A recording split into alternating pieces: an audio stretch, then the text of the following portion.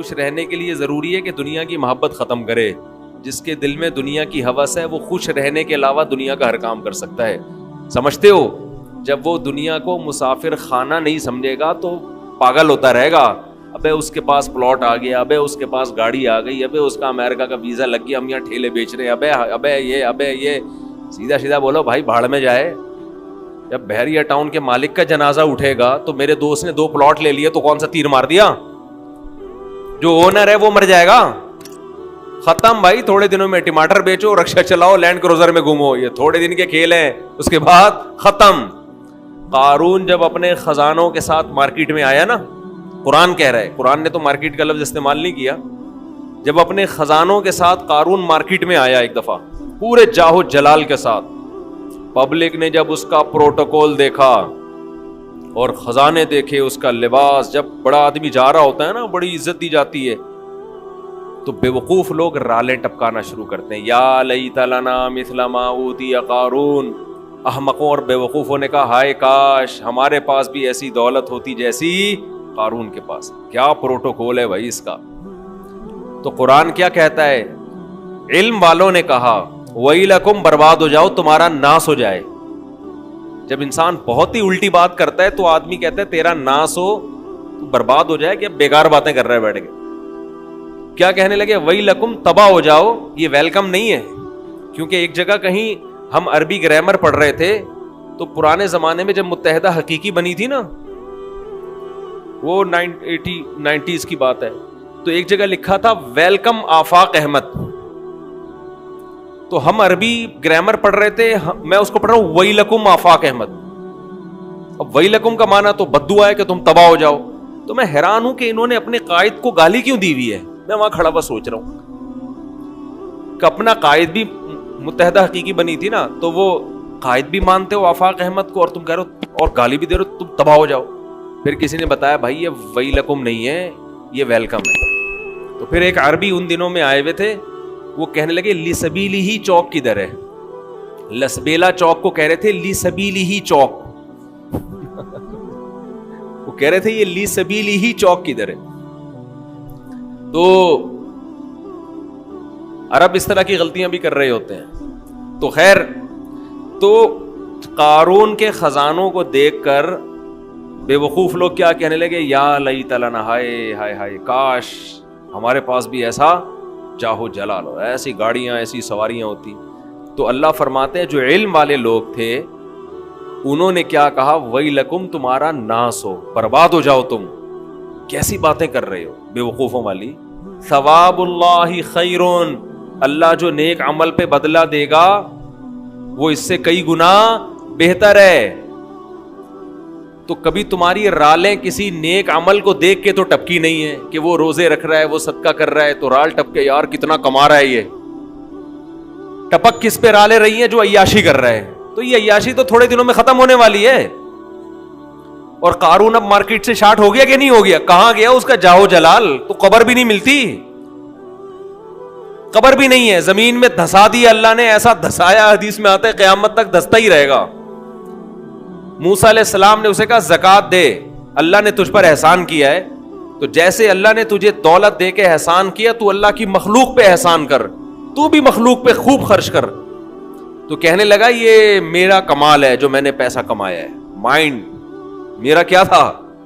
آج بعض مالدار لوگ کہہ رہے ہیں نا میرا مائنڈ, میری لک ہے اور میری, او بھائی آپ کا کچھ نہیں ہے. جس کے لیے اللہ رزق کے دروازے کھولنا چاہے کھول دیتا ہے. ہم نے بڑے بڑے فنٹر دیکھے ہیں, وہ بیچارے ٹماٹر ہی بیچتے رہتے ہیں ساری زندگی, حالانکہ مائنڈ ان کا بہت ہوتا ہے. اور بڑے بڑے بے وقوف لوگ دیکھیں جن کے پاس نوٹ گننے کی فرصت نہیں ہے. تبھی امام شافعی نے کہا ہے نا, ایک شعر امام شافعی کی طرف منسوب ہے واللہ عالم, کہ اگر عقل کی بیس پر لوگوں کے پاس پیسہ آتا تو غریب تو بیچارے بھوکے مر جاتے. نہیں سوری, بے وقوف بیچارے بھوکے مر جاتے اگر عقل کی بیس پہ پیسہ ملتا. تو میں اکثر اس پہ ایک واقعہ بھی سناتا ہوں, میں جلدی سنا کے آگے چلتے ہیں.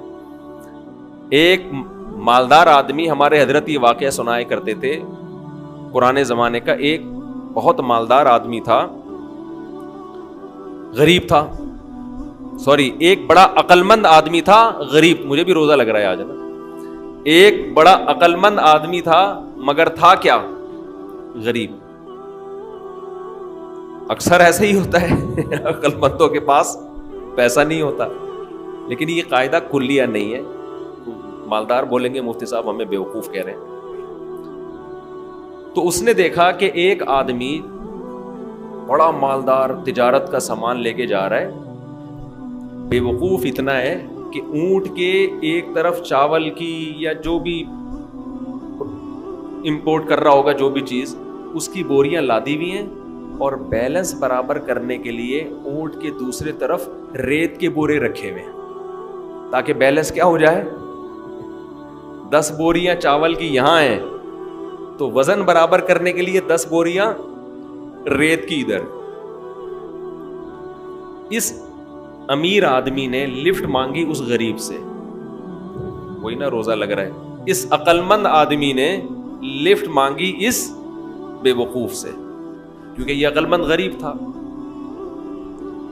تو اس بے وقوف نے اس کو لفٹ دے دی کہ چل تو میرے ساتھ اونٹ پہ بیٹھ جا.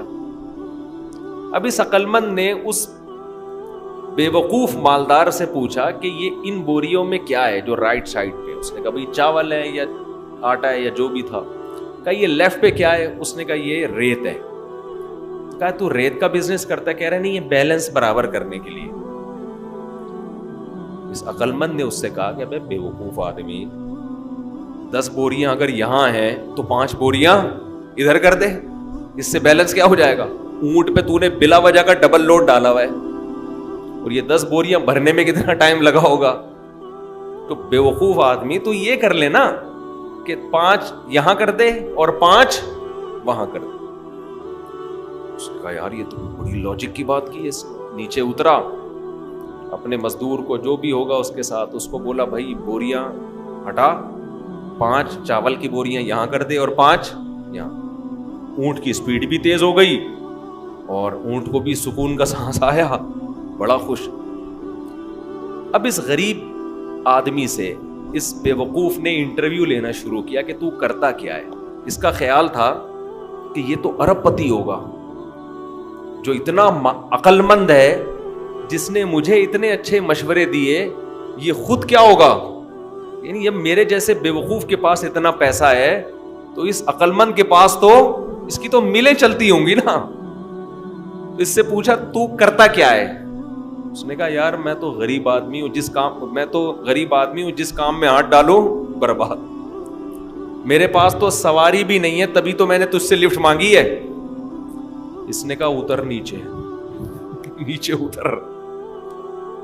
اونٹ کو واپس گھمایا, 5 بوریاں دوبارہ ادھر کی اور ریت کی بوریاں دوبارہ بیلنس برابر کرنے کے لیے ادھر ڈال.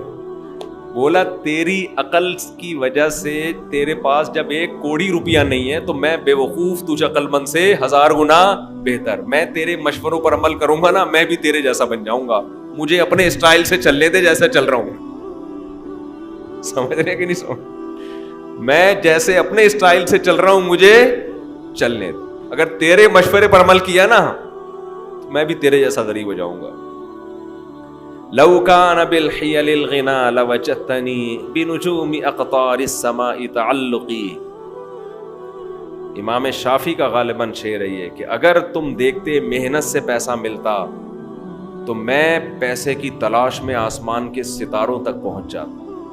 ہم نے دیکھا ہے بعض لوگوں کا ایک شوق ہوتا ہے, شوقیہ کچھ چیزیں پالتے ہیں رکھتے ہیں, وہ شوق ان کا بزنس بن کے ان کو کروڑ پتی بنا دیتا ہے, حالانکہ انہوں نے سوچا بھی نہیں ہوتا کہ اس شوق سے ہمیں کیا ملے گا, پیسہ. اگر وہ پلاننگ کر کے کرتے تو کچھ بھی نہیں آتا ہاتھ میں. اس کا مطلب یہ نہیں کہ آپ محنت نہ کریں. پہلے ہی ہمارے یہاں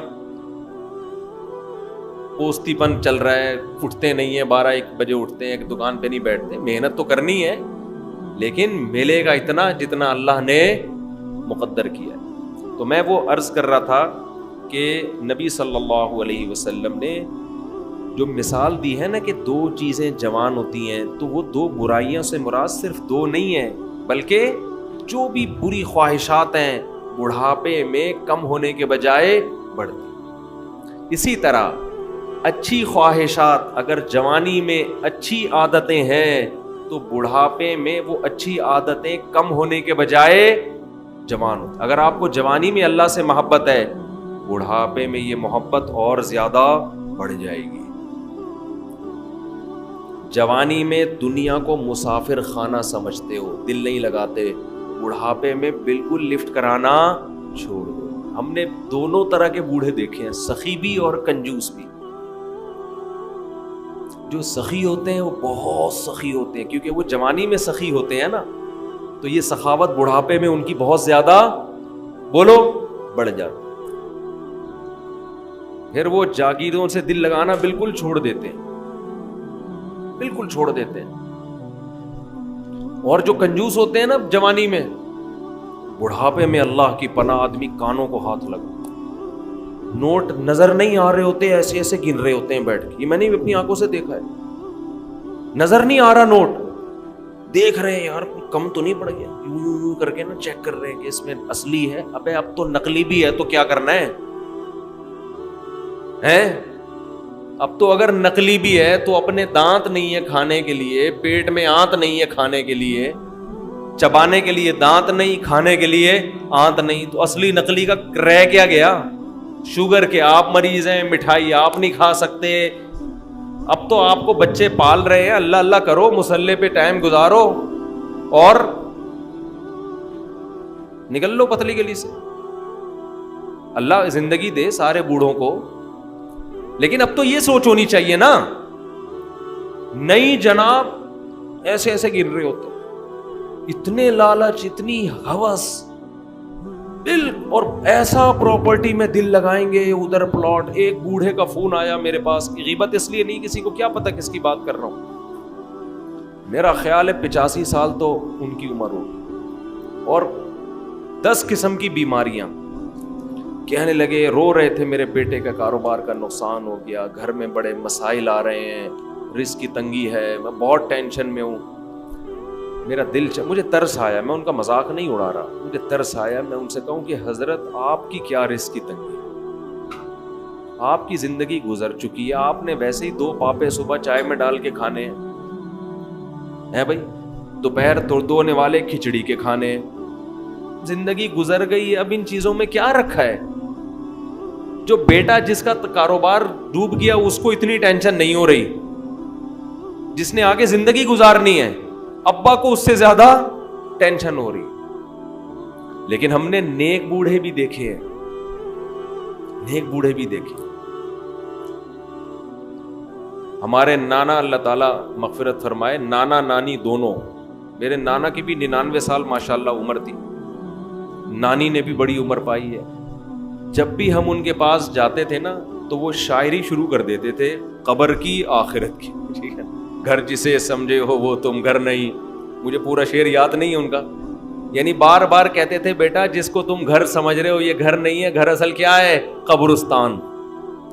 اور سخاوت ایسی, کھلا رہے, ہر وقت کچن میں کھانا بنتا رہتا تھا. مسجد کے امام بھی تھے ہمارے نانا, تو جو گلی محلے میں جا رہا ہے نا اس کو بلایا, ادھر آ بیٹھ. گھر والوں کو ٹینشن دی ہوئی تھی, کھانا لے کر آؤ اس کے لیے. تو گھر والے بھی تنگ آ گئے تھے. تنگ آنے کا مطلب ظاہر ہے بار بار کھانا گھر میں پکتا رہے, لیکن سخاوت تو تھی نا. تو ایسے بھی دیکھے ہیں کہ بھائی یہ گھر ور کچھ ان کو کوئی دلچسپی نہیں ہوتی پلاٹوں میں, جائیدادوں میں. تو یہ جوانی میں ختم کر لیا تو ہو جائے گا.